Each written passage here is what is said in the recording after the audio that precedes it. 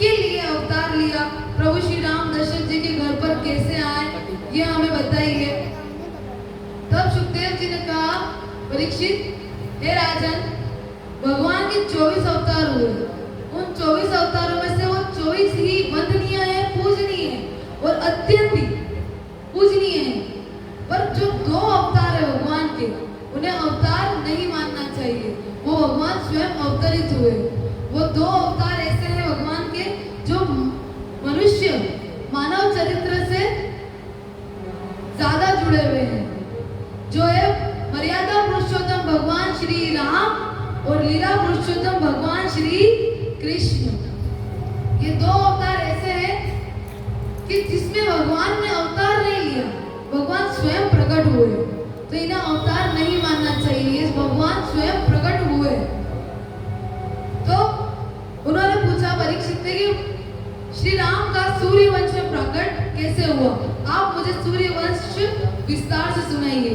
तब सुखदेव जी ने कहा, राजन, अगर मैंने सूर्यवंश में विस्तार में सुनाया तो 100 वर्ष हो जाएंगे, पर सूर्यवंश खत्म नहीं होगा, उसका वर्णन खत्म नहीं होगा। इतना बड़ा है सूर्यवंश, इतने महान और तपस्वी राजा हुए सूर्यवंश में, तो मैं तुम्हें पूरा सूर्यवंश नहीं सुना सकता, तुम्हारे पास समय कम है। और तुमने प्रभु श्री राम की जो तुमने कथा सुनी है, कई बार संतों से, ऋषियों से सुनी है, पर मैं तुम्हें श्री राम की कथा अवश्य सुनाऊंगा, पर संक्षेप में। सुखदेव जी को पता था राजा परीक्षित के पास समय कम है और आगे श्री कृष्ण का भी चरित्र बताना है, तो भगवान श्री कृष्ण के चरित्र को जानने में उन्हें परीक्षित को बहुत ज्यादा रुचि है। ये बात सुखदेव जी जानते थे, इसलिए उन्होंने मात्र 2 अध्याय में राम जी का चरित्र बताया, सूर्यवंश का वर्णन बताया, उसके बाद मात्र 2 अध्याय में पूरी राम कथा बताई।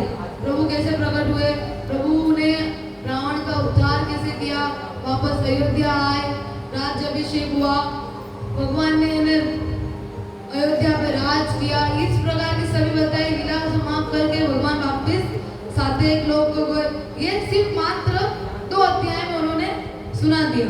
आइए सूर्यवंश हम प्रारंभ करते हैं, उसके बाद हमको चंद्रवंश देखना है। चंद्रवंश में भगवान श्री कृष्ण प्रकट हुए और आज श्री कृष्ण का और प्रभु श्री राम का, दोनों का हमारे कथा में आज प्राकट्य है। बोले श्री कृष्ण कन्हैया लाल की जय, सियावर रामचंद्र की जय। सुखदेव जी ने बताया कि नारायण के पुत्र हुए ब्रह्मा जी, ब्रह्मा जी के पुत्र हुए मरीच, मरीच के पुत्र हुए कश्यप, कश्यप के सूर्यदेव, सूर्यदेव से सूर्यवंश प्रारंभ हुआ। सूर्यदेव के पुत्र हुए विवस्वान, विवस्वान की एक पुत्री हुई लीला, यज्ञ से प्रकट हुई, यज्ञ से पर पुत्री प्रकट हुई, उन्हें पुत्र चाहिए था। लीला जो पुत्री प्रकट हुई उसे वशिष्ठ जी ने मंत्रों से पुत्र बना दिया, सुद्यों, सुद्यों राजा पुत्र बने, उसके बाद वो लीला से वो सुद्यों बने, पुत्री से पुत्र बने। हेलो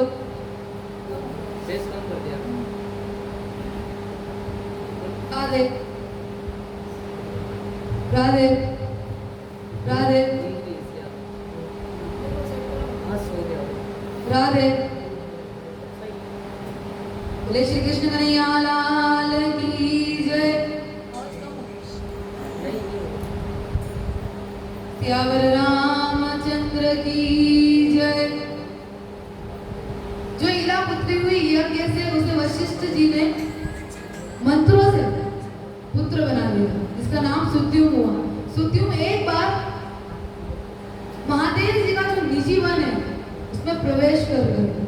महादेव जी का जो निजी वन है, उस वन में महादेव जी के अलावा अगर कोई पुरुष प्रवेश करता है तो वो स्त्री बन जाता है। एक बार ऐसे राज्य के भ्रमण के लिए सुद्युम और कुछ उनके सेनापति, सेना वगैरह सब घोड़ों सहित सभी उस वन में प्रवेश कर गए। उन्हें पता नहीं था, तो उस वन में उन्होंने प्रवेश किया और वो सब स्त्री बन गए। सुद्युम स्त्री वापस बने, फिर उन्होंने प्राणांत किए। उन्हीं के पिता विवस्वान के उसके बाद 10 पुत्र हुए, जिसमें से सबसे बड़े थे इक्ष्वाकु, यहाँ से इक्ष्वाकु वंश प्रारंभ होता है। ये जो 10 पुत्र हुए, इन 10 पुत्रों से सूर्य वंश का विस्तार हुआ। इक्ष्वाकु के हुए क्षयाति, क्षयाति के रेवत, रेवत राजा की पुत्री रेवती, जिनका विवाह हुआ भगवान श्री कृष्ण के बड़े भाई बलराम जी से। कहाँ ये द्रौपद है वो, ये हमारे जो बात चल रही है ये त्रेता की चल रही है और वो द्रौपद में हुए, जिसका विस्तार से बताते हैं आपको कि जो रेवत राजा है उनकी पुत्री है रेवती।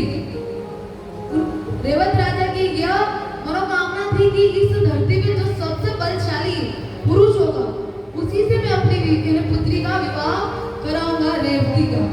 उन दोनों ने पुत्री और पिता ने दोनों ने तपस्या की ब्रह्मदेव की, और वो ब्रह्मलोक गए ब्रह्मा जी से वार्तालाप करने, बातचीत करने या वर मांगने, जो भी वो वहां गए। और कुछ क्षण उस समय ब्रह्मा जी तपस्या में थे, वहां अपनी माला जप रहे थे, जो वो उनके नेत्र बंद थे। तो उन्होंने सोचा कि कुछ क्षण इंतजार करना चाहिए, ब्रह्मा जी को उनकी तपस्याओं से बीच में भंग नहीं करना चाहिए, थोड़ा इंतजार करना चाहिए। उन्होंने वहां कुछ क्षण इंतजार किया। यहाँ पृथ्वी लोक पर पूरा युग खत्म हो गया। सतयुग के बाद जो कौन सा युग आया? सतयुग के बाद त्रेता युग। त्रेता युग में प्रभु श्री राम आए, तो त्रेता युग पूरा निकल गया। उसके बाद द्रौपद आए, द्रौपद में कृष्ण आए, कृष्ण जी के भाई आए। तो उन्होंने कहा कि तुमने यहाँ कुछ क्षण इंतजार किया, पृथ्वी पर पूरा एक युग निकल गया और इस वक्त पृथ्वी पर जो सबसे बलशाली है वो या तो भगवान श्री कृष्ण है, और भगवान श्री कृष्ण के तो विवाह कई हो चुके हैं और उनके बड़े भाई वो अभी अविवाहित थे। कृष्ण का भी विवाह नहीं हुआ था। कृष्ण भगवान उस समय छोटे थे, उनकी उम्र नहीं हुई। बलराम जी की उम्र हो गई विवाह की। तो बलराम जी को धरती पर आए और धरती पर आके बलराम जी से रेवती जी का विवाह कराया गया। रेवत राजा के वंश में नभक हुए, नभक के नाभक, नाभक के अम्बरीश। ये अम्बरीश राजा वही राजा है जिन्हें दुर्वासा ऋषि ने श्राप दिया और उन्हें मारने का प्रयास किया। एक बार जो अम्बरीश राजा है उनका एकादशी का व्रत था, जो आज भी एकादशी है। आप सभी को एकादशी की हार्दिक शुभकामनाएं। आज एकादशी है और उस दिन भी एकादशी थी जब अम्बरीश राजा की ये कथा आपको सुना रहे हैं हम, तो ध्यान से सुनिए। अम्बरीश राजा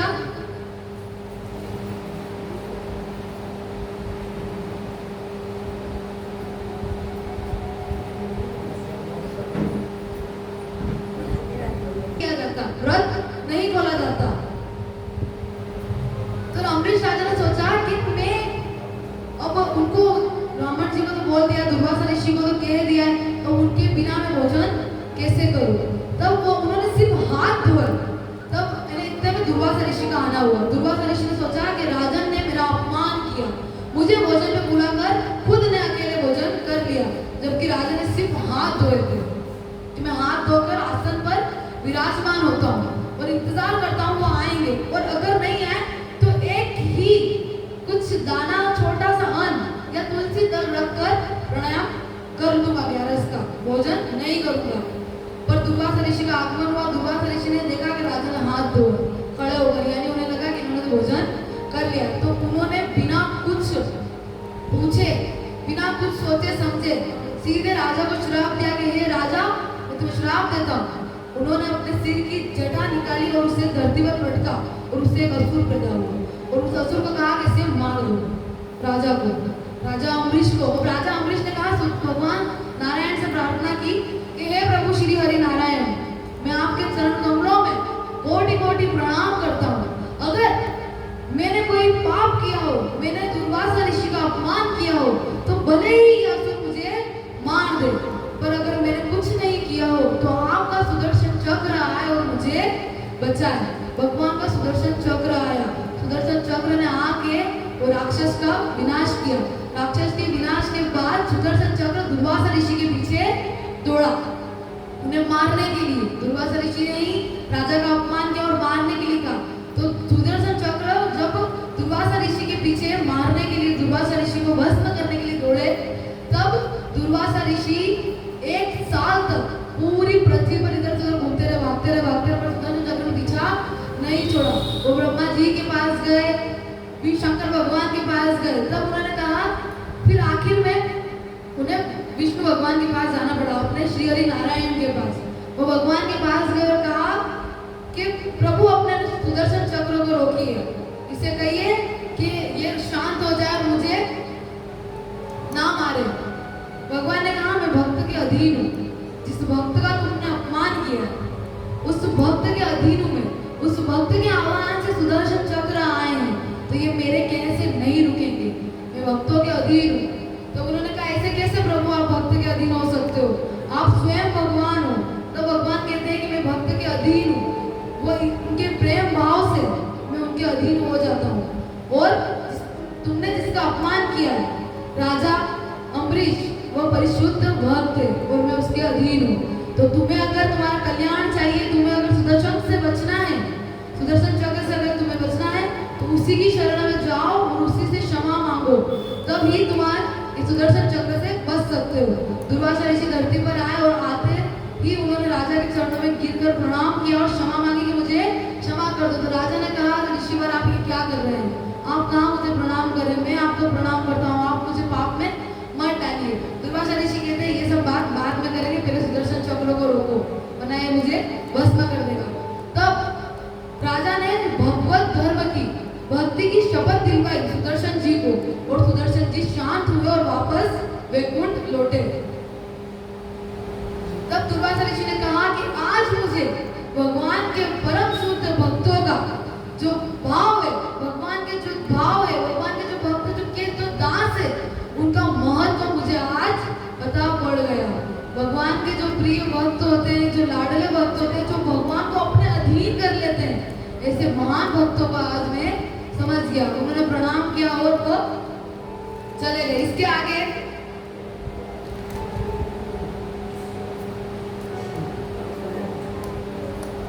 अम्बरीश राजा के हुए, अम्बरीश राजा के पुत्र हुए युवस्वान। युवस्वान के मानदाता के मुचकुंद, मुचकुंद के त्रिशंकु आदि इत्यादि हुए।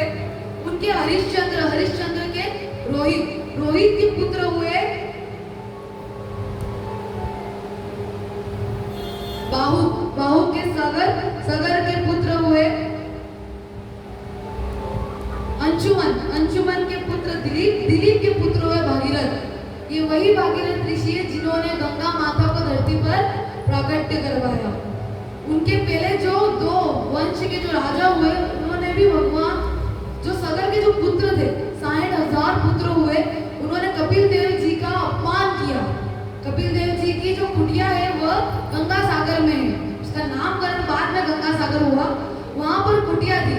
तब सगर राजा ने यज्ञ करा, अश्वमेध यज्ञ। तो 100वें यज्ञ का जो घोड़ा था अश्व, वो इंद्रदेव ने चुरा लिया और चुरा कर ले जाकर कपिल देव जी की कुटिया में बांध दिया। सगर के पुत्र आए, उन्हें लगा कि कपिल देव जी ने घोड़ा चुराया है और यहाँ बांध दिया। उनका अपमान करने लगे, अपमान करके उन्हें अनाप शनाप कहने लगे। तब कपिल देव जी ने क्रोध में आके उन्हें भस्म कर दिया। 60,000 पुत्रों को एक साथ भस्म कर दिया और उनकी भस्म की जो राख थी, वह राख वहीं पर रही। और उनके कल्याण के लिए भागीरथ जी ने भी प्रयास किया और पूछा कपिल देव जी से कि इनका कल्याण कैसे होगा, ये भस्म हो गया, इनका कल्याण कैसे रहेगा, कैसे करें इनका कल्याण। तब कपिल देव जी ने कहा कि इनका कल्याण तो सिर्फ गंगा माता कर सकती है, जो स्वर्ग से उतर के धरती पर आए, तो इनका कल्याण हो सकता है। उन्होंने बड़ी कठिन तपस्या की। उनसे पहले जो हुए अंशुमान, वो उनसे भी पहले जो राजा हुए, उन्होंने भी कठिन तपस्या की, पर वो तपस्या में उनकी मृत्यु हो गई और उनकी मृत्यु हो गई और भागीरथ जी मतलब गंगा माता प्रकट नहीं हुई।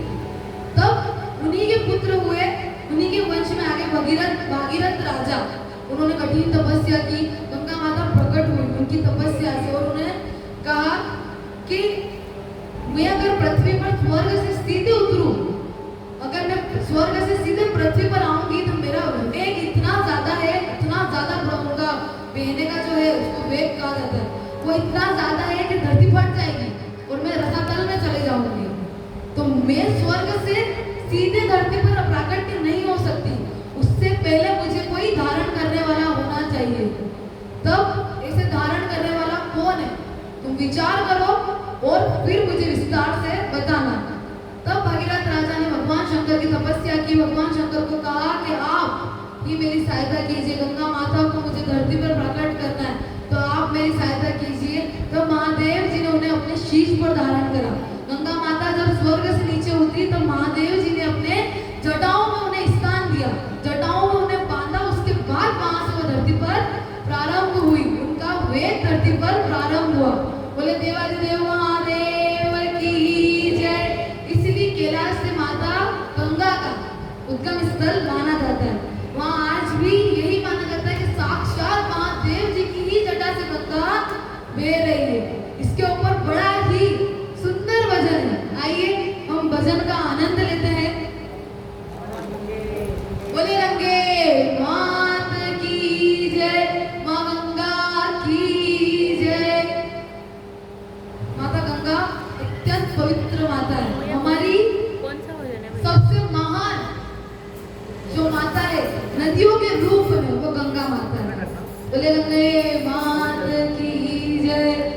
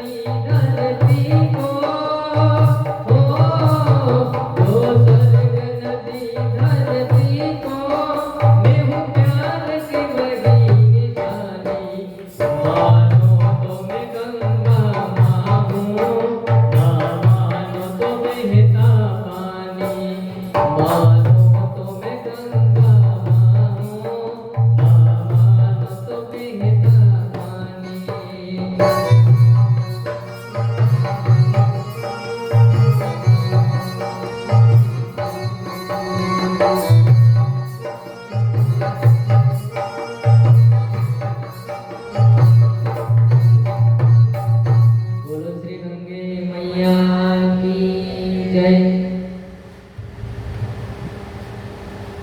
तो गंगा मैया का धरती पे प्रकट हुआ।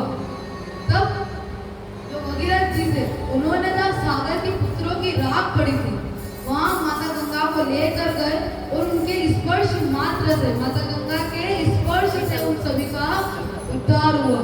जितने भी 60,000 पुत्र हुए उनकी जो राख पड़ी थी उन सभी को सद्गति मिली। इसलिए माता गंगा में अस्थिया विसर्जन का विधान आता है। माता गंगा में किसी की भी अस्थिया विसर्जन होती है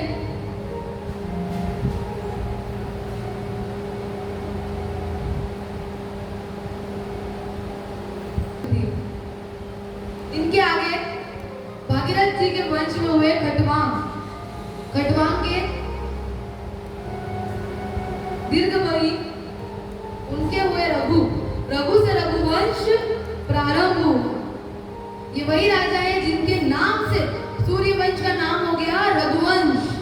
रघुवंश में हुए दिलीप के अर्ज के दशरथ जी के घर में मर्यादा पुरुषोत्तम प्रभु श्री राम का प्राकट्य हुआ। किस प्रकार एक बार दशरथ जी उनके विवाह के उपरांत कई वर्षों तक उन्हें कोई संतान नहीं थी। सूर्यवंश में एक खासियत है कि किसी को भी बिना यज्ञ के संतान नहीं होती। ये सूर्यवंश की कोई परंपरा मान लो या जो भी, पर बिना यज्ञ के उन्हें संतान नहीं होती। जितने भी राजा हुए उन्हें पुत्र काष्ठी यज्ञ करना होता था, उससे ही उन्हें पुत्र प्राप्त होते थे। दशरथ जी के घर पर कोई भी अभी तक किसी भी संतान ने जन्म नहीं लिया था। एक बार दशरथ जी वन में गए हुए थे आखेट के लिए। तब उस समय उन्हें प्यास लगी। उन्होंने जल पान कर एक पेड़ के नीचे विश्राम किया और उसी समय श्रवण कुमार नाम आपने सभी ने सुना होगा, आज्ञाकारी पुत्र अपने माता पिता का श्रवण कुमार जी, उससे ज्यादा आज्ञाकारी पुत्र का वर्णन भगवान श्री राम तो भगवान है, पर जो साधारण इंसान के रूप में आए वो बड़े ही आज्ञाकारी हुए। श्रवण कुमार उनके बड़े भजन है तो मैंने मेरी दादी से बहुत सुने थे। श्रवण कुमार जी एक बार अपने माता पिता को वो 4 धाम की यात्रा पर ले गए थे। उसी समय वो अयोध्या धाम में थे, वहां पर भ्रमण कर रहे थे। तब उनके माता पिता ने कहा, पुत्र हमें बड़ी प्यास लगी है, कहीं आसपास जल का प्रबंध हो तो हमें जलपान करा दो।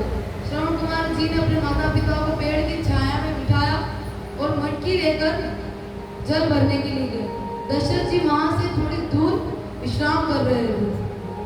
जैसे ही नदी में मटका डुबाया श्रवण कुमार ने, दशरथ जी को लगा कि कोई हिरण आया है। उन्होंने वहीं से बिना देखे तीर चला दिया और वह तीर जाके श्रवण कुमार को लगा। पर कहीं विधान ऐसा भी आता है कि वो तीर रावण का था, दशरथ जी का वो तीर नहीं था। क्योंकि दशरथ जी तो इतने निपुण थे कि वो अगर एक बार अगर पता है धनुष पर तीर चढ़ा दे तो वो तीर लक्ष्य पर ही जाता था। उन्होंने हिरण के आवाहन से तीर को चलाया तो श्रवण कुमार को नहीं लग सकता था। ये कहीं पर विधान आता है कि वो तीर रावण का लगा था, पर दशरथ जी को भी ये बात नहीं पता थी कि वो तीर उनका नहीं लगा है। उन्होंने भी यही सोचा कि ये मेरा ही तीर लग गया। वो जैसे ही आए उन्होंने देखा कि श्रवण कुमार को तीर लगा। उन्होंने श्रवण कुमार को सहारा दिया और पूछा, तुम कौन हो? मुझे क्षमा करो, ये मेरा ही तीर है जो तुम्हें लग गया है। तब श्रवण कुमार ने कहा कि मेरे माता पिता यहाँ से दूर पानी की प्यास के लिए बैठे, मैं उनके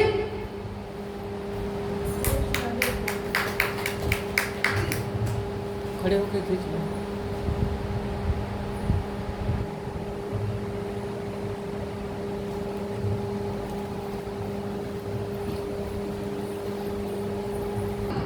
तब दशरथ जी ने आकर देखा तो कहा, तुम कौन हो? तो उन्होंने बताया कि मैं श्रवण हूँ और मैं अपने माता पिता को 4 धाम की यात्रा पर ले जा रहा हूँ। मेरे माता पिता यहाँ से ही दूर पानी की प्यास में बैठे हैं। आप एक मटकी ले जाकर मेरे माता पिता को जलपान कराइए, ये मेरी आखिरी इच्छा आप समझिए और इसे पूर्ण कीजिए। दशरथ जी ने वही किया, मटकी ले जाकर उनके माता पिता को जलपान किया। जलपान करने के बाद उन्हें एहसास हुआ उनके माता पिता को कि ये हमारा पुत्र नहीं है। उन्होंने कहा तुम कौन हो और हमारा पुत्र कहाँ है? तब दशरथ जी ने उन्हें सारी बात बताई कि आपके पुत्र को मेरा तीर लग गया और उसके प्राण हो गए। तब उनके माता पिता ने ये चीज सुनी तो वो बड़ा विलाप करने लगे और उन्होंने कहा राजा दशरथ हम तुम्हें श्राप देते हैं कि तुम्हें एक नहीं 4 पुत्र होंगे और उन 4 पुत्रों के वियोग में तुम्हारे भी प्राणांत होंगे। जिस प्रकार हम अपने पुत्र के लिए तड़प गए तुम भी उस प्रकार तड़पोगे। ये श्राप उन्होंने श्रवण कुमार के माता पिता ने दशरथ जी को दिया। अब दशरथ जी उनसे विदा लेकर महल में लौटे तो वो प्रसन्न थे। श्राप को अगर आप किसी भी चीज को 2 दृष्टि से देखा जाए, एक आप देखिए उसकी में अच्छाई ढूंढने की कोशिश कीजिए कि उसमें अच्छाई क्या है। हर चीज को 2 नजरियों से देखना चाहिए, अच्छी और बुरी दोनों पहलुओं से उसे देखना चाहिए। अब उन्हें तो श्राप लगा और वो श्राप से प्रसन्न इसलिए है कि उनके घर पर कोई संतान नहीं है। श्राप से संतान तो होगी, वो भी 4 पुत्र होंगे। श्राप होगा वो देखेंगे बाद में, पर अभी वो इसलिए प्रसन्न है कि उनके घर पर 4 पुत्र होंगे। वशिष्ठ जी के पास गए। वशिष्ठ जी जो उनके कुल गुरु है, सूर्यवंशी जो गुरु है वो वशिष्ठ जी। जितने भी राजा हमें अभी हमने सुने उन सभी के गुरु वशिष्ठ जी ही हैं। वशिष्ठ जी के पास गए, उन्होंने सारी बात बताई। तब उन्होंने पुत्र काष्ठी यज्ञ करने का सुझाव दिया। उस यज्ञ में साक्षात अग्निदेव जब अंतिम आहुति डाली गई यज्ञ की, उस अंतिम आहुति से साक्षात अग्निदेव प्रकट हुए और अग्निदेव खीर की कटोरी लेकर प्रकट हुए और कहा कि इसे अपनी धर्मपत्नी को खिला देना, उससे तुम्हें तेजस्वी पुत्र प्राप्त होंगे। दशरथ जी की 3 पत्नियां, कौशल्या जी, कैकेयी जी और सुमित्रा जी, उन तीनों को खीर दे दी गई। कैकेयी जी के पास जब खीर आई तो वो जो खीर का प्याला है, जो कटोरी है, उन्हें वहां पर खिड़की पर रख दिया और वहां से कौवा जा रहा था। कौवे को चमकती चीजें बड़ी पसंद होती है। वो खीर की कटोरी उस कौवे ने उठाई और अंजनी माता का जहाँ निवास है वहां से ऊपर से वो उड़ा। तब अंजनी माता ने ऊपर की तरफ देखकर अपने मुख को बुखार विक्त को खोला उबासी के लिए और वो खीर के कुछ अंश उनके मुख में आ गए। तब उन्हें साक्षात श्री हनुमान जी महाराज ने प्रकट हुए। तब हनुमान जी भी उसी ही खीर के प्रताप से प्राकट्य हुए और इतने तेजस्वी बने। जबकि हनुमान जी तो चारों युग में प्रताप है, पर ये इसका वाल्मीकि रामायण में हमें इसका संवाद मिलता है। ये जो मैंने आपको बताया ये वाल्मीकि रामायण में, तुलसीदास जी ने जो रामायण लिखी उसमें नहीं। तुलसीदास जी ने रामचरितमानस लिखी, उसमें इसका वर्णन नहीं है। वाल्मीकि जी ने जो लिखी उसमें इसका वर्णन है। तब इन तीनों मैयाओं को खीर दे दी गई। अब उस खीर के प्रताप से तीनों मैया गर्भवती हुई। अब चैत्र मास चल रहा है, चैत्र मास का शुक्ल पक्ष चल रहा है। शुक्ल पक्ष की 9वीं तिथि चल रही है। 9वीं तिथि में अभिजीत मुहूर्त चल रहा है। अभिजीत मुहूर्त के ठीक 12 बजे भगवान श्री हरिनारायण चतुर्भुज में, चतुर्रूपी नारायण प्रकट होते हैं कौशल्या मैया के महल में। कौशल्या मैया को सबसे पहले भगवान ने दर्शन दिए। अब बड़ी ही सुंदर चौपाई लिखी है तुलसीदास जी ने। 9वीं तिथि मधुमास पुनीता, शुक्ल पक्ष अभिजित हरि प्रीता।